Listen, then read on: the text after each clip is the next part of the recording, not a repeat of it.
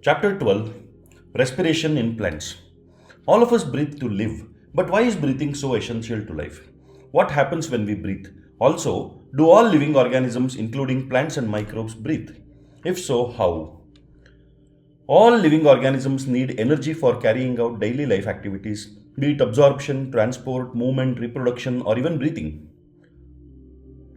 Where does all this energy come from? We know we eat food for energy, but how is this energy taken from food? How is this energy utilized? Do all foods give the same amount of energy? Do plants eat? Where do plants get their energy from? And microorganisms, for their energy requirements, do they eat food? You may wonder at the several questions raised above. They may seem to be very disconnected, but in reality, the process of breathing is very much connected to the process of release of energy from food. Let us try and understand how this happens. All the energy required for life processes is obtained by oxidation of some macromolecules that we call food. Only green plants and cyanobacteria can prepare their own food. By the process of photosynthesis, they trap light energy and convert it into chemical energy that is stored in the bonds of carbohydrates like glucose, sucrose, and starch. We must remember that in green plants too, not all cells, tissues, and organs photosynthesize. Only cells containing chloroplasts that are most often located in the superficial layers carry out photosynthesis. Hence, even in green plants, all other organs, tissues, and cells that are non-green need food for oxidation. Hence, food has to be translocated to all non-green parts. Animals are heterotrophic, that is, they obtain food from plants directly, as in herbivores, or indirectly, if it is carnivores. Saprophytes like fungi are dependent on dead and decaying matter. What is important to recognize is that ultimately all the food that is required for life processes comes from photosynthesis. This chapter deals with cellular respiration, or the mechanism of breakdown of food materials within the cell to release energy and the trapping of this energy for the synthesis of ATP. Photosynthesis, of course, takes place within the chloroplasts in the eukaryotes, whereas the breakdown of complex molecules to yield energy takes place in the cytoplasm and in the mitochondria, also only in eukaryotes. The breaking of the carbon to carbon bonds of complex compounds through oxidation within the cells, leading to release of considerable amount of energy, is called respiration. The compounds that are oxidized during this process are known as respiratory substrates.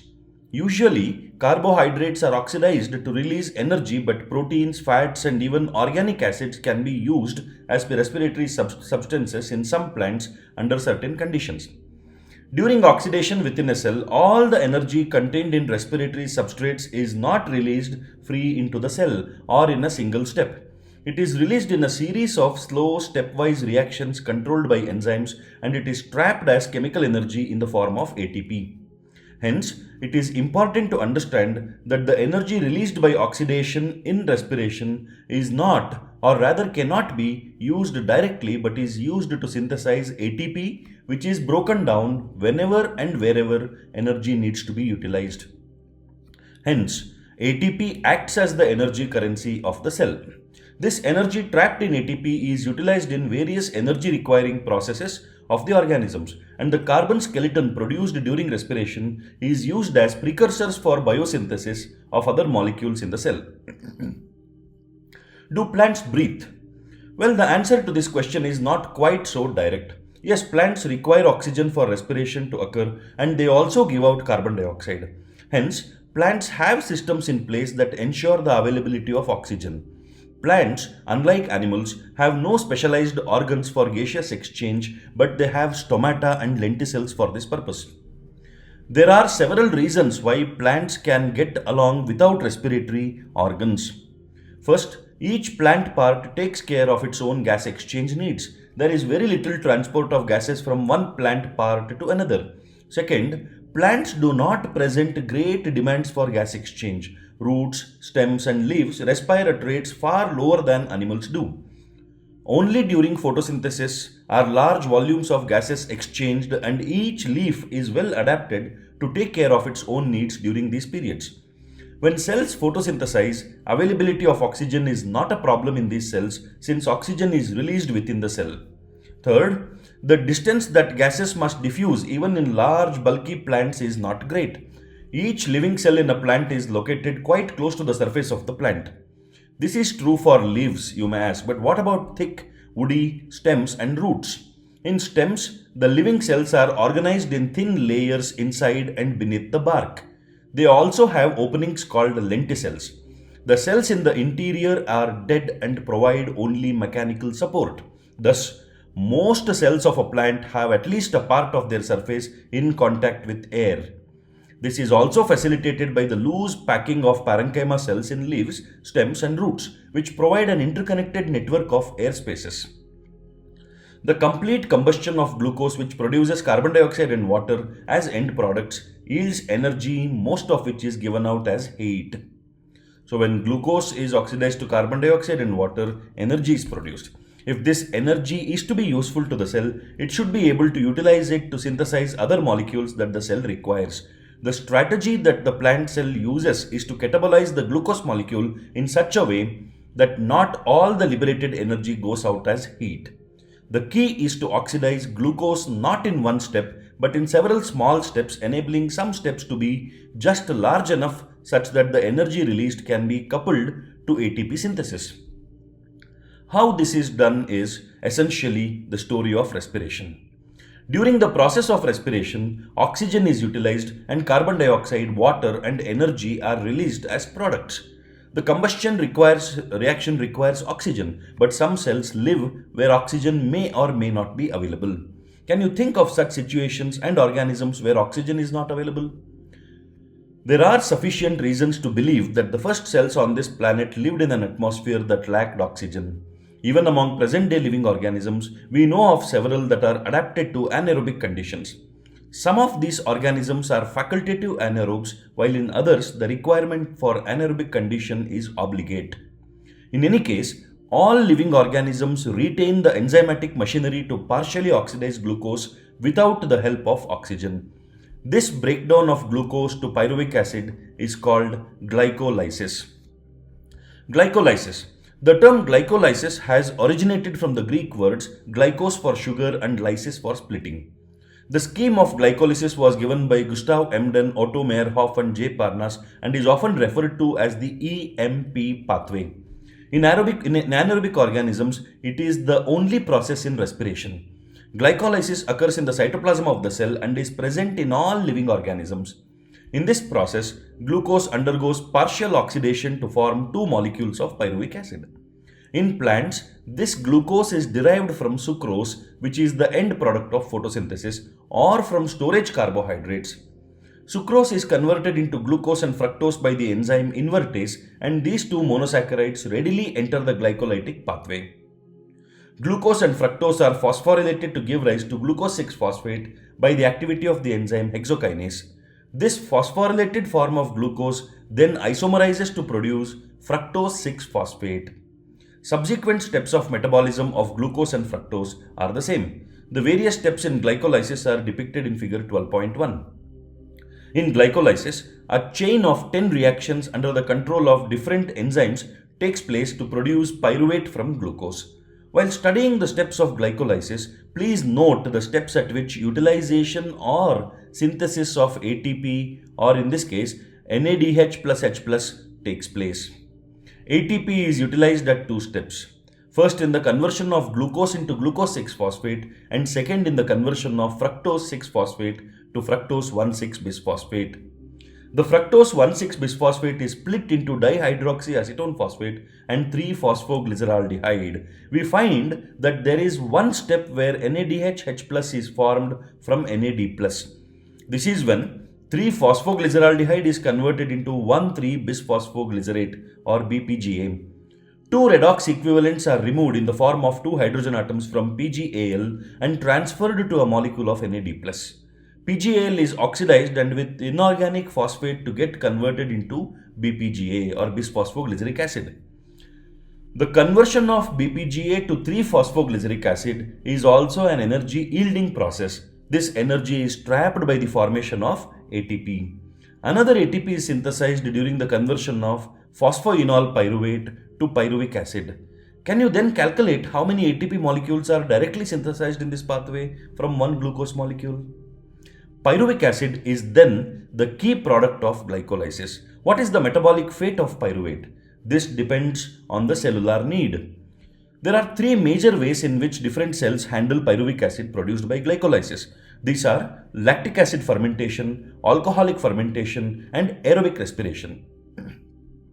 Fermentation takes place under anaerobic conditions in many prokaryotes and unicellular eukaryotes.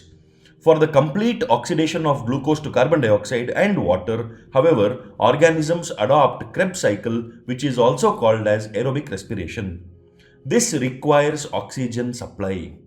Fermentation. In fermentation, say by yeast, the incomplete oxidation of glucose is achieved under anaerobic conditions by sets of reactions where pyruvic acid is converted to carbon dioxide and ethanol.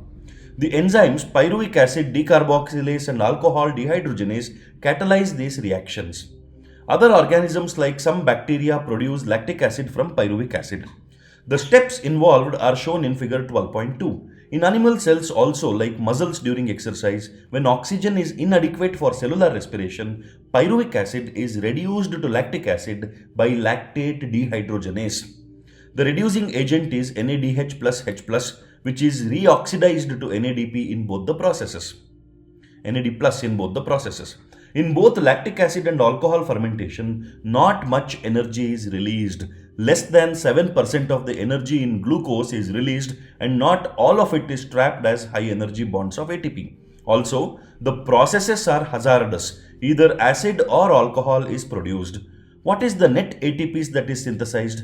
Calculate how many ATP are synthesized and deduct the number of ATP utilized during glycolysis when one molecule of glucose is fermented to alcohol or lactic acid. Yeasts poison themselves to death when the concentration of alcohol reaches about 13%. What then would be the maximum concentration of alcohol in beverages that are naturally fermented? How do you think alcoholic beverages of alcohol content greater than this concentration are obtained? What then is the process by which organisms can carry out complete oxidation of glucose and extract the energy stored to synthesize a large number of ATP molecules needed for cellular metabolism?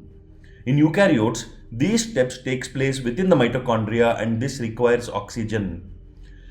Aerobic respiration is the process that leads to a complete oxidation of organic substances in the presence of oxygen and releases carbon dioxide, water, and a large amount of energy present in the substrate.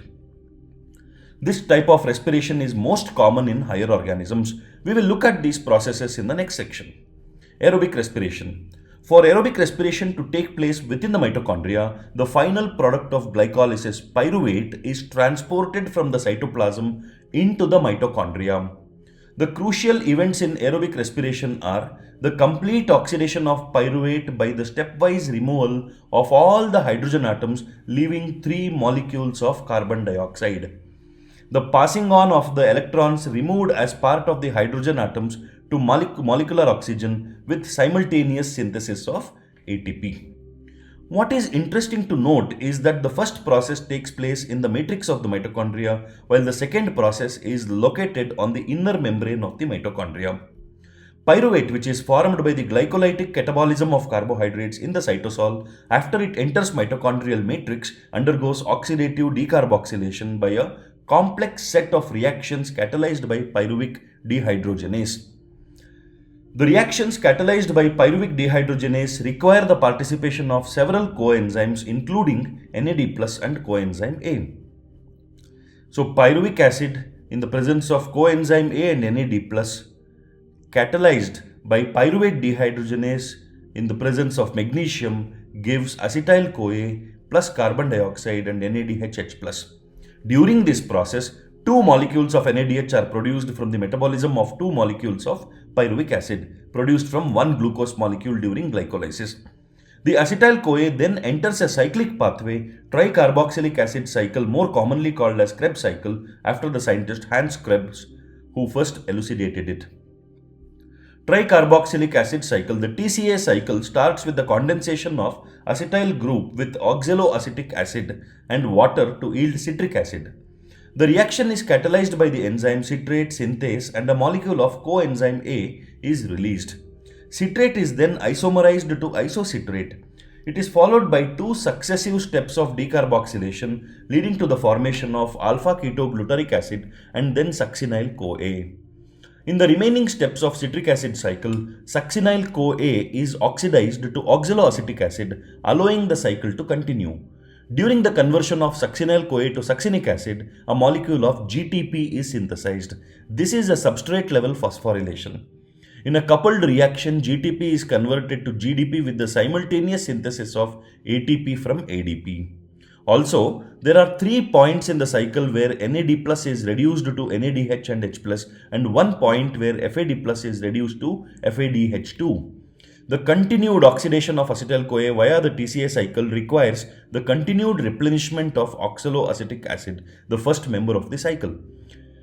In addition, it also requires regeneration of NAD plus and FAD plus from NADH and FADH2 respectively. The summary equation for this phase of respiration may be written as follows. Pyruvic acid plus 4 NAD plus FAD plus 2 H2O plus ADP plus inorganic phosphate in the mitochondrial matrix gives 3 carbon dioxide plus 4 NADH plus 4 H plus FADH2 plus ATP. We have till now seen that glucose has been broken down to release carbon dioxide and 8 molecules of NADH plus H plus, 2 of FADH2 have been synthesized besides just 2 molecules of ATP in TCA cycle. You may be wondering why we have been discussing respiration at all. Neither oxygen has come into the picture nor the promised large number of ATP has yet been synthesized. Also, what is the role of the NADH and H plus and FADH2 that is synthesized? Let us now understand the role of oxygen in respiration and how ATP is synthesized. Electron transport system and oxidative phosphorylation. The following steps in the respiratory process are to release and utilize the energy stored in NADH, H plus and FADH2. This is accompanied when they are oxidized through the electron transport system and the electrons are passed on to oxygen, resulting in the formation of water. The metabolic pathway through which the electron passes from one carrier to another is called the electron transport system, and it is present in the inner mitochondrial membrane. Electrons from NADH produced in the mitochondrial matrix during citric acid cycle are oxidized by an NADH dehydrogenase or complex 1, and electrons are then transferred to ubiquinone located within the inner membrane.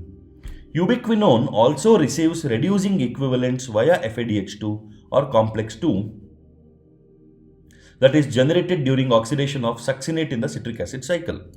The reduced ubiquinone, which is ubiquinol, is then oxidized with the transfer of electrons to cytochrome C via cytochrome BC1 complex, which is complex 3.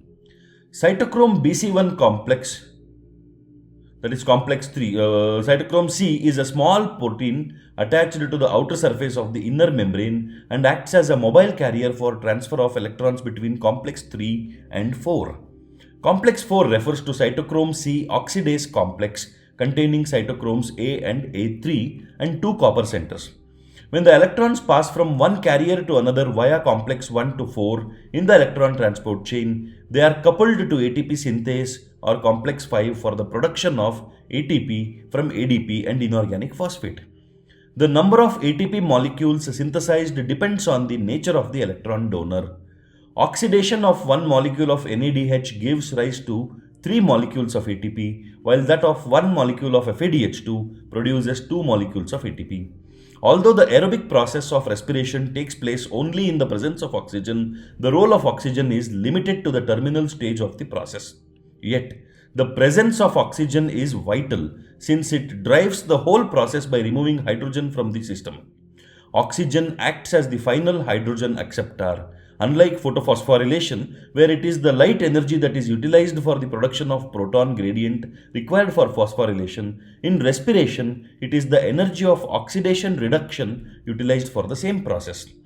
It is for this reason that the process is called oxidative phosphorylation. You have already studied about the mechanism of membrane-linked ATP synthesis as explained by chemiosmotic hypothesis in the earlier chapter. As mentioned earlier, the energy released during the electron transport system is utilized in synthesizing ATP with the help of ATP synthase or complex 5. This complex consists of two major components, F1 and F0 particles. The F1 headpiece is a peripheral membrane protein complex and contains the site for synthesis of ATP from ADP and inorganic phosphate. F0 is an integral membrane protein complex that forms the channel through which protons cross the inner membrane. The passage of protons through the channel is coupled to the catalytic site of the F1 component for the production of ATP. For each ATP produced, 4H plus passes through F0 from the intermembrane space to the matrix down the electrochemical proton gradient. The respiratory balance sheet. It is possible to make calculations of the net gain of ATP for every glucose molecule oxidized, but in reality, this can remain only a theoretical exercise. These calculations can be made only on certain assumptions that there is a sequential orderly pathway functioning with one substrate forming the next and with glycolysis, TCA cycle and electron transport system pathway following one after another. The NADH synthesized in glycolysis is transferred into the mitochondria and undergoes oxidative phosphorylation. None of the intermediates in the pathway are utilized to synthesize any other compound. Only glucose is being respired, no other alternative substrates are entering in the pathway at any of the intermediary stages.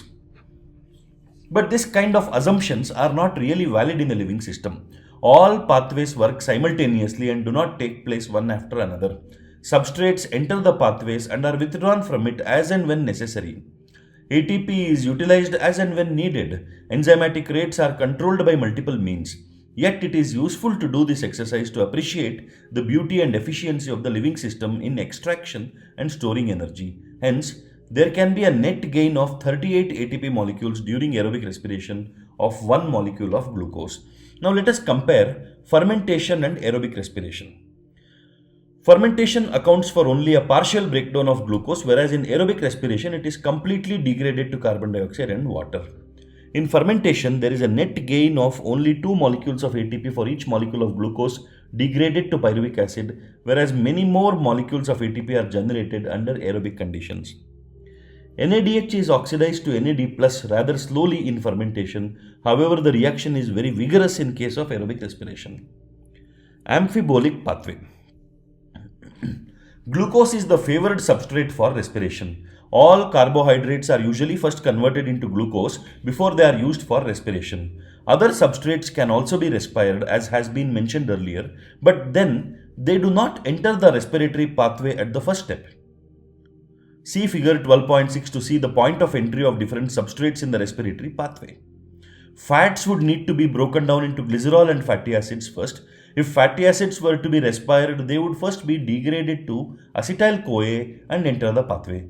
Glycerol would enter the pathway after being converted to phosphoglyceraldehyde or PGAL. The proteins would be degraded by proteases and the individual amino acids after deamination, depending on their structure, would enter the pathway at some stage within the Krebs cycle or even as pyruvate or acetyl-CoA.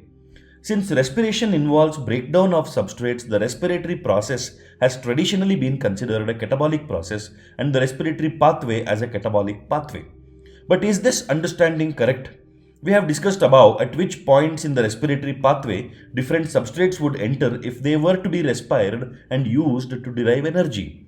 What is important to recognize is that it is these very compounds that would be withdrawn from the respiratory pathway for the synthesis of the said substrates. Hence, fatty acids would be broken down to acetyl-CoA before entering the respiratory pathway when it is used as a substrate. But when the organism needs to synthesize fatty acids, acetyl-CoA would be withdrawn from the respiratory pathway for it. Hence, the respiratory pathway comes into the picture both during breakdown and synthesis of fatty acids. Similarly, during breakdown and synthesis of proteins too, respiratory intermediates form the link. Breaking down processes within the living organism is catabolism and synthesis is anabolism. Because the respiratory pathway is involved in both anabolism and catabolism, it would hence be better to consider the respiratory pathway as an amphibolic pathway rather than as a catabolic one. Respiratory quotient. Let us now look at another aspect of respiration. As you know, during aerobic respiration, oxygen is consumed and carbon dioxide is released.